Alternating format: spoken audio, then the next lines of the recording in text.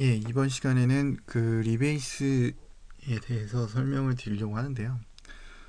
이번에도 마찬가지로 리베이스 자체의 기능만을 순수하게 설명하는 것은 하지 않고요. 그걸 포함해서 언제 왜 필요하고 어느 상황에 사용할 수 있는지에 맞춰서 한번 말씀을 드려보려고 합니다. 어, 보통 리베이스에 대해서 이제 검색해 보시고 어느 정도 알아보시고 한번 실습도 해보신 분들은 머지랑 비교해서 많이 해보셨을 수도 있을 것 같아요. 그래서 로커에서 브랜치가 뭐 여러 개 있고 뭐 그 브랜치 두 개를 뭐 리베이스 한다던가 약간 그런 형식으로 해보셨을 가능성이 있는데 개인적으로 생각했을 때는 그런 예제가 그렇게 적당하지 않다고 생각해요. 제가 생각했을 때는 실제로 이제 협업하는 과정에서 리베이스가 정말 중요하게 많이 쓰이게 되고 실제 오픈소스 개발 과정에서도 리베이스라는 말 자체를 사용하는 상황이 딱 그 상황이 따로 있거든요. 그래서 그 상황에 대해서 한번 이해해보고 그 다음에 리베이스 실습도 간단하게 해보면서 리베이스에 대한 이해도를 높여보는 게 중요할 것 같습니다. 어, 리베이스라는 기능이 사실 뭐 기세에 있어서 그렇게 간단한 기능은 아니지만요. 사실 굉장히 중요한 기능이에요. 어, 어렵기만 하고 자주 쓰지 않는 기능이 아니라 굉장히 중요한 기능이고요. 사실 알고 나면 그렇게 어렵진 않습니다. 그래서 이 부분이 굉장히 중요한 부분이라는 것을 여러분도 아셨으면 좋겠고요. 바로 설명을 들어가도록 할게요. 일단은 아까 플리캐스트 했던 과정처럼 그런 구조는 비슷해요. 일단 어떤 특정 프로젝트에 참여해서 내가 개발을 하고 있다고 가정을 해보죠. 그러니까 혼자 개발하는 게 아니에요. 여러 사람이 개발하는 노드.js를 한번 예시를 들었습니다. 포크를 떠서 커밋 3개를 가져왔다고 가정을 해보죠. 당연히 커밋 3개보다 많겠지만 그럼 커밋 3개를 클론하면 커밋이 몇 개입니까? 3개죠. 3개죠. 그쵸? 그러면은 내가 뭔가 작업하기 전의 상황을 베이스라고 부를 수 있는 거예요. 3개가 쌓였는데 그 3개를 베이스라고 보는 거죠. 그 위에다가 내가 뭔가를 작업할 수 있는 거예요. 이해되셨나요? 내가 뭔가를 작업을 했어요. 뭔가를 작업을 했어요. 2개를 작업을 했죠. 그래서 얘를 그대로 푸시를 하죠. 어디다? 여기다 푸시를 하죠. 그 다음에 플리캐스트 버튼을 누르면 여기에 플리캐스트가 가서 오피셜한 프로젝트, 그러니까 팀 프로젝트에 내가 만든 커밋이 적용이 되면 아주 좋죠. 아주 뭐 문제가 될 게 없잖아요. 굉장히 자연스럽게 들어갑니다. 이렇게 되면 굉장히 좋은데 실제로는 그렇지 않죠. 왜냐? 노드.js에다 개발하는 사람이 저 혼자인가요? 아니죠. 굉장히 많은 사람들이 하죠. 팀 프로젝트 하는 것도 마찬가지죠. 혼자 개발하는 게 아니잖아요. 그러면 문제는 어디서부터 시작되냐? 여기서부터 시작이 되는 거예요. 오피셜한 프로젝트에 내가 포크했을 당시와는 다르게 이제 뭔가 업데이트가 되어 있는 상태죠. 사실 이런 것 때문에 그 옛날에 이제 제가 일하고 막 그럴 당시만 하더라도 물론 엄청 옛날은 아니지만요. 뭐 한 3년 전, 뭐 4년 전에 이제 SVN도 쓰고 막 그랬을 시절에 막 먼저 푸시하고 먼저 커밋하고 막 퇴근하고 이런 게 이제 장땡이었죠. 약간 막 이런 식으로 충돌 나는 게 너무 싫어서 약간 그럴 정도로 이런 게 이제 귀찮은 일이었죠. 근데 어쨌든 여기서부터 이제 문제가 생깁니다. 그럼 이럴 때 어떻게 해야 되나요? 이럴 때. 뭐 포크부터 다시 뜨나요? 아니면은 뭐 다시 리셋을 해가지고 내가 했던 커밋 날리고 다시 올려요. 근데 이게 커밋이 2개가 아니라 한 15개를 만들었으면은 그럼 그 15개에 대한 변화분들을 각각 다 기억해 놨다가 그만큼씩만 다 커밋하고 애드 커밋하고 애드 커밋하고 하고 커밋 메시지 다 적상해가지고 다시 15개를 복구하실 겁니까? 굉장히 귀찮은 일이죠. 물론 포맷치라는 걸 통해서 커밋을 파일로 빼냈다가 다시 어플라이를 해볼 수도 있겠지만 굉장히 비효율적인 작업이라고 생각이 들 수 있습니다. 그럼 마음속에는 이런 거예요. 어쨌든 만약에 포크를 새로 뜬다고 하면 이 베이스에 해당하는 게 요걸로 바뀌게 되는 거예요. 그렇죠? 그러니까 우리에게 필요한 거는 갱신이 필요한 겁니다. 뭐가 갱신돼야 되죠? 이 베이스가 갱신될 필요성이 있는 거죠. 그렇죠?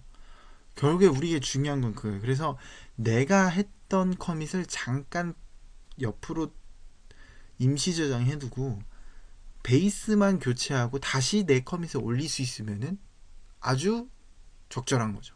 그 사치스러운 마음을 이루어준 게 리베이스라는 기능입니다. 먼저 팀 프로젝트에서 새롭게 추가됐던 내용들을 가져오기 위해서 fetch라는 명령으로 가져올 수 있습니다. 물론 풀로도 가져올 수 있죠. 근데 풀과 패치의 차이점은 뭔가요? 풀은 현재 브랜치에 반드시 머지를 동반합니다. 그래서 이제 작업을 하시다 보면은 그냥 뭔가 잘 안 돼서 뭔가 푸시도 안 되고 이래서 그냥 풀 받고 이러면은 뭐 쓸데없는 머지 컴이 생기고 이런 경우들이 있어요. 그래서 그러지 않기 위해서는 일단 패치로 가져오고 나서 뭔가 조작을 하는 거죠. 패치로 가져오게 되면 바로 머지하지 않고요. 점깃에다가 저장을 해둡니다. 그 상태에서 리베이스라는 명령을 하게 되면 일단 리와인딩을 해요. 그러니까 되감기를 해요. 내가 만든 커밋에 대해서는 일단 되감기를 하고 베이스를 교체한 이후에 다시 올리는 것까지 거기가 리베이스인 거죠. 그러니까 가져오는 거는 fetch라는 명령을 하고요. 이 다음에 여기서부터는 리와인딩이 되는 거예요. 여기서부터 여기까지 가져오는 것까지는 fetch, 그 다음에 리와인딩 되고 올리는 것까지는 리베이스. 그러니까 마치 반드시 베이스만 교체하는 게 되는 거죠. 그래서 이 부분 베이스를 교체한다. 이 베이스를 교체한다가 결국에 핵심입니다. 리베이스라는 것에 대해서. 그래서 제가 생각했을 때는 머지랑 비교를 해서 공부를 하시는 것보다는, 이해를 하시는 것보다는 이런 식으로 이 상황을 이해하고 이 상황 속에서 베이스를 교체하는 컨셉이다, 이 부분을 정확하게 이해하는 게 굉장히 중요하다고 생각이 듭니다. 이 부분에 대해서 이제 이 이해도를 기반으로 한번 실습을 한번 해볼 수가 있는데요. 자, 실습은 아까 작업을 했던 이제 git 트레이닝으로 한번 가보도록 할게요. 여기서 이제 리베이스를 해볼 수 있도록 제가 이제 한번 세팅을 해보도록 할게요. 일단 리베이스를 하기 위해서는 일단 맨 처음에 리부트 -v를 하게 되면 오리진밖에 없죠. 그러니까 포크를 떠서 만들어진 URL만 있어요. 근데 여기다가 리모트 add upstream을 하고 github.com 태우의 git training.git 이렇게 업스트림을 추가하게 되면요, -v가 되는데, 사실상 오리진이라든지 업스트림이라는 이름은 여러분들이 마음대로 바꿀 수 있어요. 뭐 ABC, AA면 상관없습니다. URL 기니까 그 URL 대신에 이 네임을 쓰는 것 뿐이에요. 그러면은 구조가 이렇게 되는 거죠. 내가 포크를 떠서 만들어진 나의 프로젝트를 오리진으로 보통 두고요. 그리고 팀 프로젝트에 해당하는 오피셜한 프로젝트를 보통 업스트림으로 둡니다. 이 상태에서 최신 내용을 가져오는 거예요. 그러니까 업스트림에 해당하는 내용, 그러니까 팀 프로젝트에서 최신 내용을 이제 가져오는 컨셉으로 이렇게 실습을 한번 잡아본 거예요.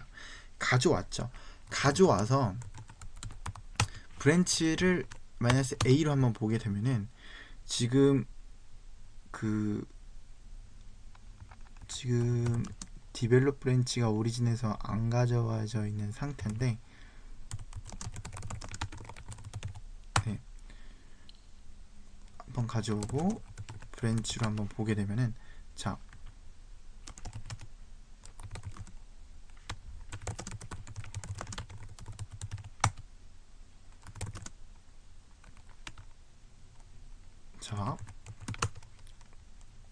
아까 실습을 이어서 했으면 자연스럽게 디벨롭 브랜치가 있을 겁니다. 그러면은 브랜치로 확인했을 때 현재 브랜치가 디벨롭 브랜치가 되고요. 그럼 여기서 브랜치를 -a로 한번 확인하면 리모트에 업스트림의 대부를 가져온 거를 이렇게 볼 수 있습니다. 이걸 기준으로 이제 이런 식으로 리베이스를 하게 되면은 새롭게 가져온 기준으로 베이스를 교체하는 작업을 한 거예요. 이런 식으로. 그래서 리와인딩이 이루어지고 그 다음에 어플라이를 하는, 지금 이상으로는 이해도가 좀 떨어지겠지만 이 그림을 보면 이해가 되는 거죠. 리베이스를 하는 순간 패치를 가져와서 리베이스를 하는 순간 갱신하고 올리는 작업까지 한 거예요. 자, 감는 거 감았죠. 퍼스트 감았죠. 그 다음에 갱신하고 어플라이 올린 거예요. 이해되시나요? 이해되시나요? 여기까지가 이제 리베이스의 실습입니다. 자, 리베이스까지 한번 잘 알아봤고요. 아무래도 여기서 언급하고 있는 기시나 깃허브에 대한 실습은 오픈소스 개발 방식의 기준으로 이제 생각해서 한번 언급을 드리는 거기 때문에 그렇게 소소하게 기본적으로 접근하지는 않았어요. 그래서 여러분들이 약간은 버거울 수도 있겠지만 여러분들에게 추천드리는 건 이제 손으로 직접 쳐봤을 때 생각보다 이게 쉽게 와닿을 수 있다라는 거를 말씀드리고 싶습니다. 이렇게 강의를 한번 마무리 짓겠고요. 여러분들 긴 강의 들으시느라고 고생 많으셨고 이것으로 마무리 짓도록 하겠습니다.